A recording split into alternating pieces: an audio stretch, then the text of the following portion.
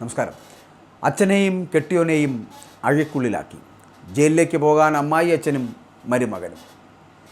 CMRL Exalogic ദുരൂഹ പണമിടപാട് കേസിൽ ചോദ്യം ചെയ്യലിനിടെ മുൻ മുഖ്യമന്ത്രിയും ഇപ്പോഴത്തെ പ്രതിപക്ഷ നേതാവുമായിട്ടുള്ള പിണറായി വിജയൻ്റെ മകൾ വീണ നൽകിയ മൊഴികളും തിരുവനന്തപുരത്തെ വീട്ടിൽ നിന്ന് പിടിച്ചെടുത്ത ഡയറിയിലെ നിർണായക വിവരങ്ങളുമാണ് ED സംഘത്തെ കോഴിക്കോട്ടെ പ്രമുഖരുടെ വീടുകളിലേക്ക് റെയ്ഡിനായിട്ട് എത്തിച്ചത് എന്നുള്ള കാര്യം ആരും മറന്നു പോകരുത്.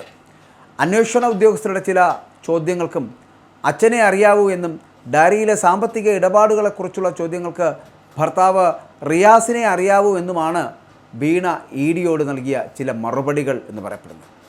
മുൻ മുഖ്യമന്ത്രിയായിട്ടുള്ള പിണറായി വിജയനെയും മുൻ മന്ത്രിയായിട്ടുള്ള ഭർത്താവ് PA മുഹമ്മദ് റിയാസിനെയും ഒരുപോലെ വെട്ടിലാക്കുന്ന മറുപടികളാണ് അന്ന് വീണ നൽകിയതെന്നാണ് പുറത്തു വരുന്ന വിവരങ്ങൾ. സത്യത്തിൽ വീണയുടെ മൊഴിയിൽ അച്ഛനും ഭർത്താവും വെട്ടിലാവുകയായിരുന്നു.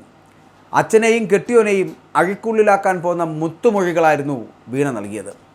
അമ്മായി അച്ഛനും മരുമകനും അവസാനം ശിഷ്ടജീവിതം ഇനി ജയിലിലായിരിക്കുമോ എന്നാണ് അറിയേണ്ടത്. 2026 മെയിൽ വീണ താമസിച്ചിരുന്ന തിരുവനന്തപുരത്തെ വീട്ടിൽ നടത്തിയ മിന്നൽ പരിശോധനയിലാണ് ചുവന്ന കവറുള്ള ഡയറി ED സംഘം കസ്റ്റഡിയിലെടുത്തത്. എക്സാലോജിക് കമ്പനിയുടെ അക്കൗണ്ടിൽ നിന്ന് കോഴിക്കോട്ടെ പ്രമുഖരായിട്ടുള്ള നിഖിൽ, വാരിസ്, ഷൈജൽ, ഫൈജാസ് എന്നിവരുടെ അക്കൗണ്ടുകളിലേക്ക് വലിയ തുക കൈമാറിയതായിട്ട് ഈ ഡയറിയിൽ രേഖപ്പെടുത്തിയിട്ടുണ്ട്. അപ്പോൾ ഈ പണമിടപാടുകളെക്കുറിച്ച് ED ചോദ്യം ചെയ്തപ്പോഴാണ് ഇടപാടുകളുടെ പിന്നിലുള്ള ഭർത്താവിൻ്റെ പങ്ക് വീണ വെളിപ്പെടുത്തിയത്. 4 പേരും റിയാസിൻ്റെ സുഹൃത്തുക്കളാണ് എന്നും അതിലൊരാൾ തൻ്റെ കൂടി സുഹൃത്താണ് എന്നായിരുന്നു വീണയുടെ മറുപടി. തിരഞ്ഞെടുപ്പ് ആവശ്യങ്ങൾക്കാണ് ഈ കമ്പനി അക്കൗണ്ടിൽ നിന്ന് ഈ തുക കൈമാറിയത് എന്നുകൂടി വീണ അന്വേഷണ സംഘത്തോട് സമ്മതിച്ചു കഴിഞ്ഞു. ചോദ്യം ചെയ്യലിൻ്റെ ഘട്ടത്തിൽ വീണയെക്കൊണ്ട് ഈ 4 പേരെയും ഫോണിൽ വിളിപ്പിക്കുകയും ചെയ്തിരുന്നു എന്നുള്ളതാണ് യാഥാർത്ഥ്യം. ഭർത്താവ് റിയാസിൻ്റെ നിർദ്ദേശപ്രകാരമാണോ സാമ്പത്തിക ഇടപാടുകൾ നടന്നത് എന്ന സംശയം ഇതോടുകൂടി ശക്തമാകുന്നുണ്ട്. ചില പ്രധാന ചോദ്യങ്ങൾക്ക് ഭർത്താവ് റിയാസിന് മാത്രമേ അത് സംബന്ധിച്ച് അറിവുള്ളൂ എന്ന് വീണ ആവർത്തിച്ചതോടെയാണ് അന്വേഷണം റിയാസിലേക്ക് നീളാൻ വഴിയൊരുക്കിയത്. അപ്പോൾ ഇതിൻ്റെ തുടർച്ചയായിട്ടാണ് കഴിഞ്ഞ ദിവസം രാവിലെ 6 മണിയോടുകൂടി ED സംഘം കോഴിക്കോട്ടെ 8 ഇടങ്ങളിൽ ഒരേ സമയം പറന്നിറങ്ങിയത്.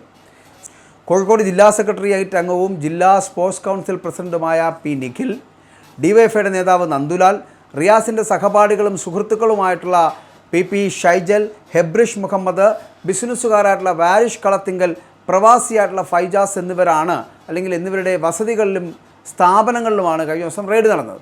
കേരള പോലീസിൻ്റെയോ സംസ്ഥാന ഇൻ്റലിജൻസിൻ്റെയോ യാതൊരു സഹായവും തേടാതെ പൂർണ്ണമായിട്ടും കേന്ദ്ര സേനയുടെ കനത്ത കാവലിലായിരുന്നു ED സംഘത്തിൻ്റെ മിന്നൽ പരിശോധന. അപ്പോൾ ഇവിടെ ഇൻ്റലിജൻസ് വിഭാഗത്തെപ്പോലും ഇരുട്ടിൽ നിർത്തി ED നടത്തിയ ഈ സർജിക്കൽ സ്ട്രൈക്ക് സംസ്ഥാന ഭരണകേന്ദ്രങ്ങളെ ഒന്നാകെ ഞെട്ടിച്ചിട്ടുണ്ട് എന്നുള്ള കാര്യത്തിൽ തർക്കം വേണ്ട. പരിശോധനാ വേളയിൽ ഇവരുടെ സാമ്പത്തിക ഇടപാടുകൾ സംബന്ധിച്ച സുപ്രധാന രേഖകളും ഡിജിറ്റൽ തെളിവുകളുമൊക്കെ ED സംഘം പിടിച്ചെടുത്തു. മണിക്കൂറുകളോളം നീണ്ട ചോദ്യം ചെയ്യൽ നിർണായകമായിട്ടുള്ള വിവരങ്ങൾ അവർക്ക് ലഭിച്ചതായിട്ടുള്ള സൂചനകൾ പുറത്തു വരുന്നുണ്ട്. ഇനി ഇവരിൽ ചിലരുടെ സ്വത്തുക്കൾ മരവിപ്പിക്കുവാനുള്ള നടപടികളിലേക്ക് അന്വേഷണ സംഘം കടക്കുകയാണെന്നുള്ള വിവരങ്ങൾ പുറത്തു വരുന്നത്. മന്ത്രിസ്ഥാനത്തിരുന്ന മുഹമ്മദ് റിയാസിൻ്റെ നിർദ്ദേശപ്രകാരമാണോ എക്സാലോജിക് അക്കൗണ്ടിൽ നിന്ന് നേതാക്കളുടെയും സുഹൃത്തുക്കളുടെയും അക്കൗണ്ടുകളിലേക്ക് പണം ഒഴുകിയത് എന്നത് ED പ്രധാനമായിട്ടും അന്വേഷിക്കുകയാണ്. അപ്പോൾ ഈ സാഹചര്യത്തിൽ റിയാസിനെ ചോദ്യം ചെയ്യേണ്ടത് അനിവാര്യമാണ് എന്ന നിലപാടിലാണ് ED ഉള്ളത്. മുൻപ് നടന്ന ചോദ്യം ചെയ്യലുകളിൽ ചില കാര്യങ്ങളിൽ വ്യക്തത വരുത്താൻ അച്ഛനായ പിണറായി വിജയൻ്റെ പേരും സാമ്പത്തിക കൈമാറ്റങ്ങളിൽ ഭർത്താവ് റിയാസിൻ്റെ പേരും പരാമർശിക്കപ്പെട്ടത് CPM നേതൃത്വത്തെയും ഇപ്പോൾ വലിയ പ്രതിരോധത്തിലാക്കി കഴിഞ്ഞു. കേസ് കൂടുതൽ ഉന്നതരിലേക്ക് പടരുന്നതിൻ്റെ ഒരു ലക്ഷണങ്ങളാണ് കോഴിക്കോട്ടെ റെയ്ഡിലൂടെ വ്യക്തമാകുന്നത്. റെയ്ഡ് പൂർത്തിയാക്കി ED സംഘം മടങ്ങിയെങ്കിലും പ്രതികരിക്കാൻ റെയ്ഡിനിരയായ നേതാക്കളോ പാർട്ടിയോ തയ്യാറായിട്ടില്ല എന്നുള്ളത് ശ്രദ്ധേയമാണ്. കേന്ദ്രസേനയെ മാത്രം ഒപ്പം കൂട്ടി ED നടത്തുന്ന ഇത്തരം മിന്നൽ നീക്കങ്ങൾ വരും ദിവസങ്ങളിൽ കൂടുതൽ പ്രമുഖരിലേക്ക് നീളുമെന്ന ആശങ്കയിലാണ് ഭരണപക്ഷം പോലും. എന്നാലും ഒരു കാര്യം ഉറപ്പിക്കാം, അച്ഛനെയും കെട്ടിയോനെയും അഴിക്കുള്ളിലാക്കാൻ പോകുന്ന മൊത്തുമൊഴികളായിരുന്നു ഈ പറഞ്ഞ പോലെ നമ്മുടെ വീണയുടെ മൊഴികളെന്ന് പറയപ്പെടുന്നത്. അതുകൊണ്ട് തന്നെ ജയിലിലേക്ക് പോകാൻ അമ്മായി അച്ഛനും മരുമകനും ഇതാ ഒരുങ്ങിക്കഴിഞ്ഞു.